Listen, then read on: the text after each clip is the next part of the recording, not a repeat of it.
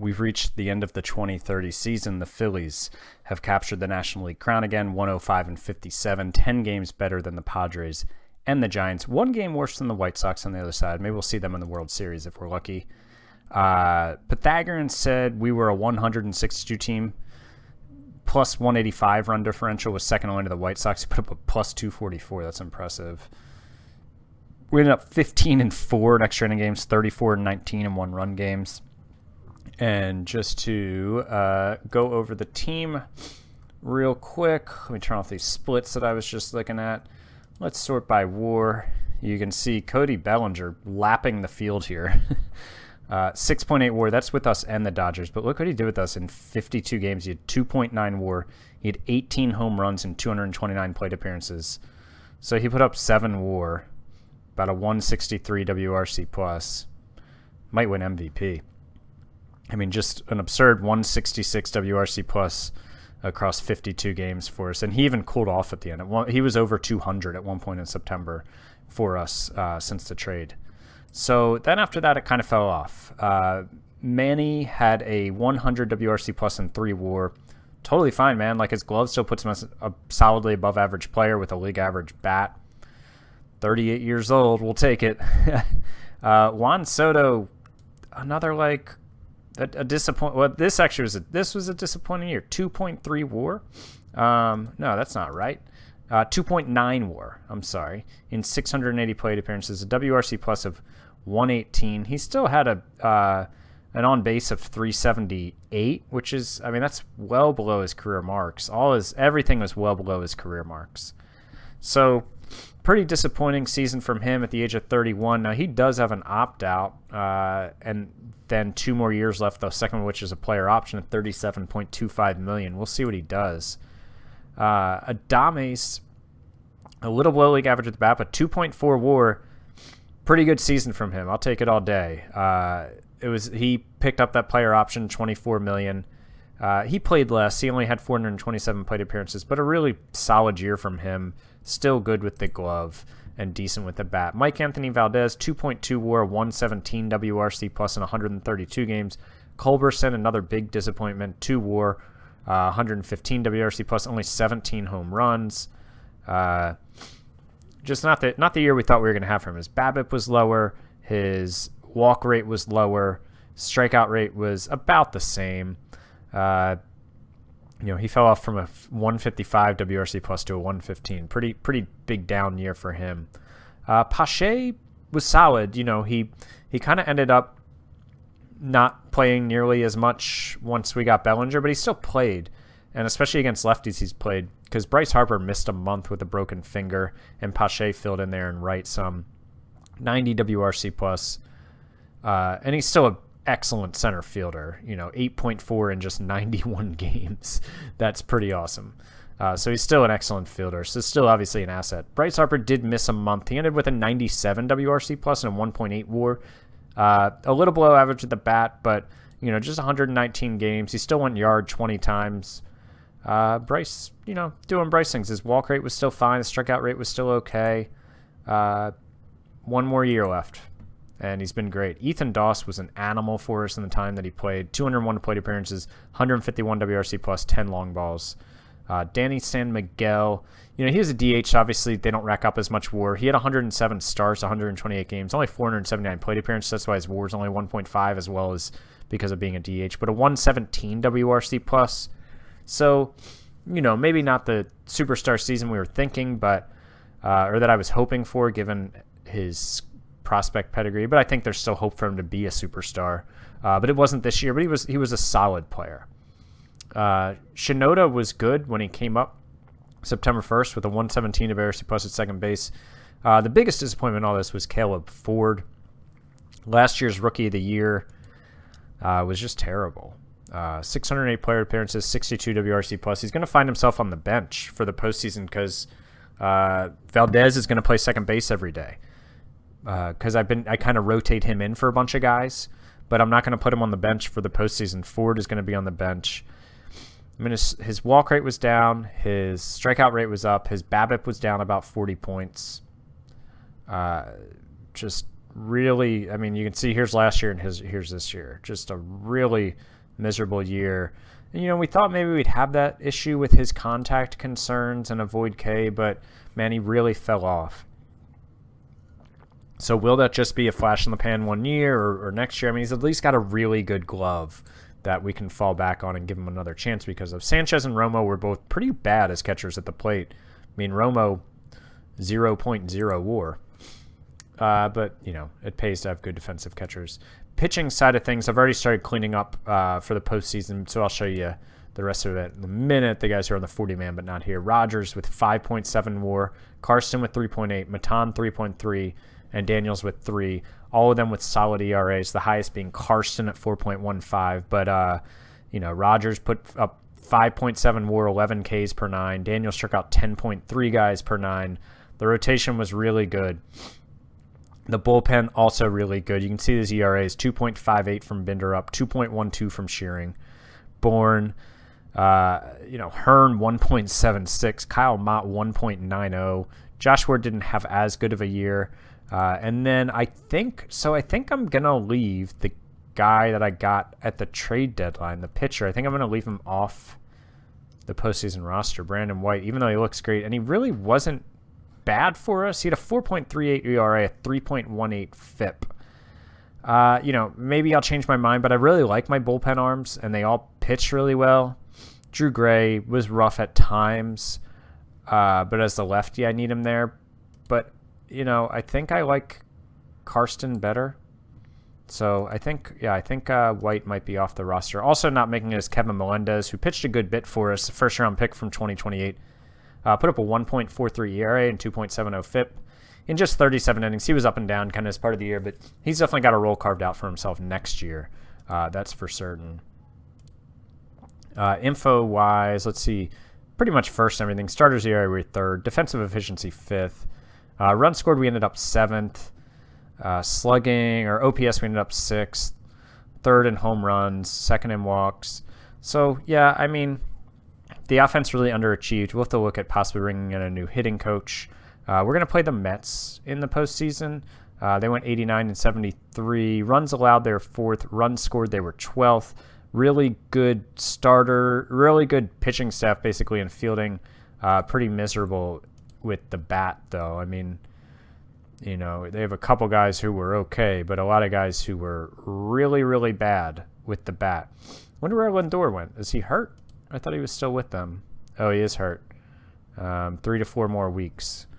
So yeah, we'll take on the Mets. And just to show you there, meet the team. Wow, really high league ranks for how poor some of these guys showed. Just a 78 WRC plus, for example, from Pete Crow Armstrong, who they've listed as the 10th best center fielder. So yeah, it looks like maybe their offense underachieved a good bit.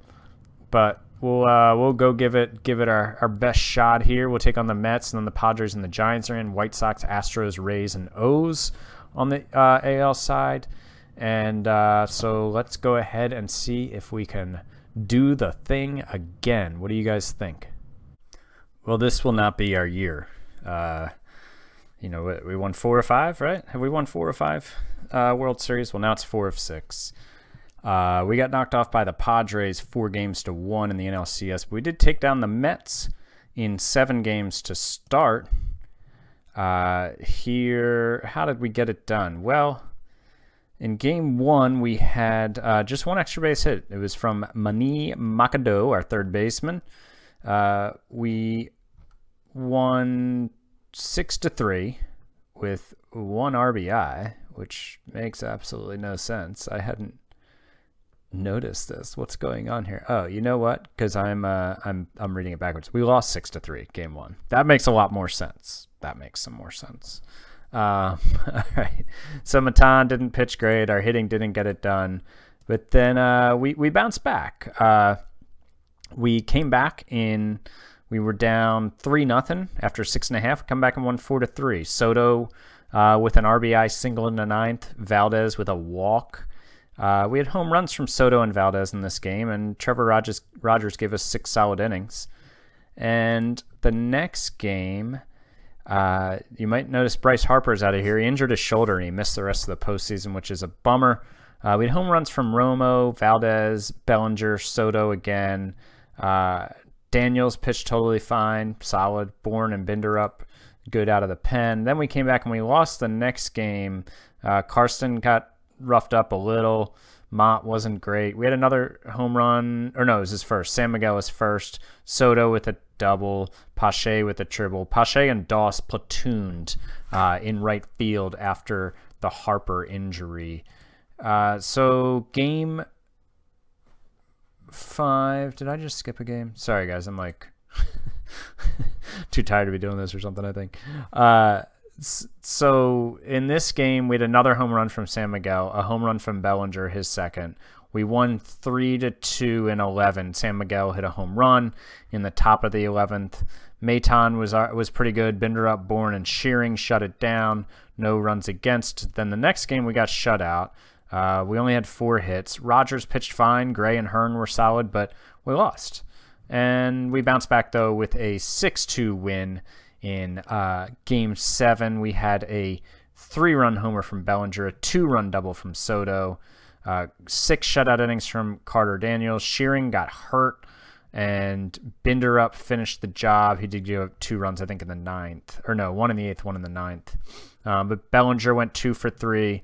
He won Series MVP with his .320 average, 485 on base, 3 home runs, 7 ribbies, 6 runs scored. So then we just couldn't keep up with the Padres. We lost Game 1 4-0. We had 1 hit.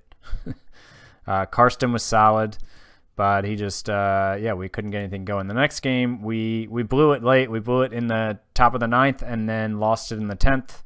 Alec Boehm had a home run in the 10th, old friend of the organization. San Miguel and Valdez each had their 3rd homers of the postseason. Maton pitched well, but then a combination of Bourne, Shearing, and White all blew it for him. And then we went down 3-0. In this game, we got shut out again, 5-0. We had 6 hits. Culbertson had 2. Valdez had 2. Rogers went 5 1/3, gave up 3 runs. And then we tried to make a series of it. We won the next game 6-1. We had the only extra base hit was a double from Romo, but we had RBI, 2 from Culbertson, San Miguel, Doss, Valdez all drove in runs. 6 solid innings from Daniels, Hearn, and Marinin shut it down from there. Then the next game we lost 4-3 in 11 innings. The walk-off shot to send his team to the World Series by former Philly Alec Boehm, and he won Series MVP. It looks like. He had a .350 average, 409 on base, 2 home runs, 2 RBI, 4 runs scored. And what did we do? So Soto went deep in the 6th for us. San Miguel went deep in the 7th for us. Machado had a double. Karsten pulled him after 2 innings because he gave up 3 runs. Then White and Gray pitched really well, and then Binder up through 3 2/3. And he'd only given up 1 hit until that home run from Mr. Alec Boehm. So the Padres did go on to win the World Series, which is their first. It was their 6th straight, and I think playoff appearance, postseason appearance, and I think 4th time in 6 years winning over 100 games. Fernando Tatis Jr. was hurt for this series, so this dude, Snellgrove, was their shortstop, who looks like a pretty decent player. Tatis went out in July with a fractured kneecap. So they knocked off the Rays in the World Series. So we're on to the off season now. Our last off season with the Phillies. So I don't remember if I told you guys, but I did. So this was Pache's last year. So I signed him to a 2-year extension much earlier in the year, which I think is a totally fair extension. If Pache can be 90 WRC plus with a Gold Glove caliber center field, I'm totally happy with that.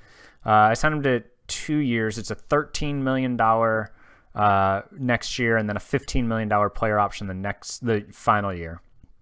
Soto, it looks like, did not opt out. I just simulated to the end of the playoffs, and it looks like it went to the first day of the off season.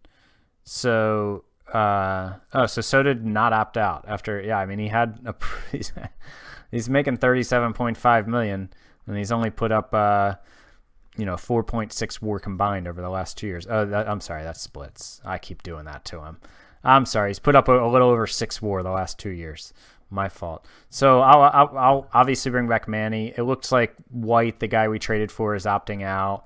Yeah, there won't be a lot more going on. I mean, we do have we have a bunch of arbitration eligible players. I'll try to sign some of them before arbitration. Adames is a free agent. He's obviously going to go. We're not going to bring him back at this point, I don't think. He did have a good season. What does he want? I haven't even looked. Oh, yeah. I mean, at the beginning of the year, he wanted like 4 years, 20 million, like 5 million per year. And I wasn't going to do it because he's so old and had declined. This isn't a terrible deal, but I just don't think I'm going to do it. I've got Pantoja, Ford. I think I've got other guys who can, I'll consider bringing him back, I guess I should say, because he is still my best option at shortstop, and I do have plenty of money. So do I bring him back for 1 more year? Yeah, I'm gonna consider it, actually. I wasn't considering it until this moment. So Brandon White is going to opt out, the guy we traded for at the trade deadline, not bringing him back. And we can't offer him a qualifying offer since we traded for him this season. Same deal with Bellinger. That's why he doesn't get one. He is wanting a 4-year, $130 million deal, $32.5 million per year. I mean, he's been great. I don't know if we're going to offer him that. It would be kind of fun to bring him back. I'm not entirely sure what I'm going to do with these guys yet. I obviously, I think I'll tender all of these guys contracts and bring all of them back, and then make a decision on Adames and Bellinger. I would have to move out some salary probably to bring in Bellinger, or maybe just not spend $36 million on my development budget. So, yeah, I don't know. With Bellinger, he's a beast. He's one of the best hitters in the league, but I do have Ethan Doss who could come up, Ed Milam, all these guys who could, Pache will slide back into the regular center field.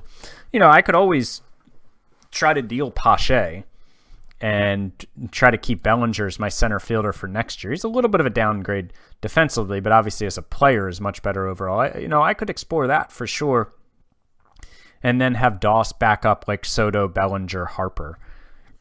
So, the only thing that's a bummer with that is Doss, I believe, is not great against lefties, which is when I could use the help for Harper. Yeah, lefties, he's got just a 75 WRC plus. I mean, it's only 65 plate appearances. But righties, he's got a 141. He's a switch hitter.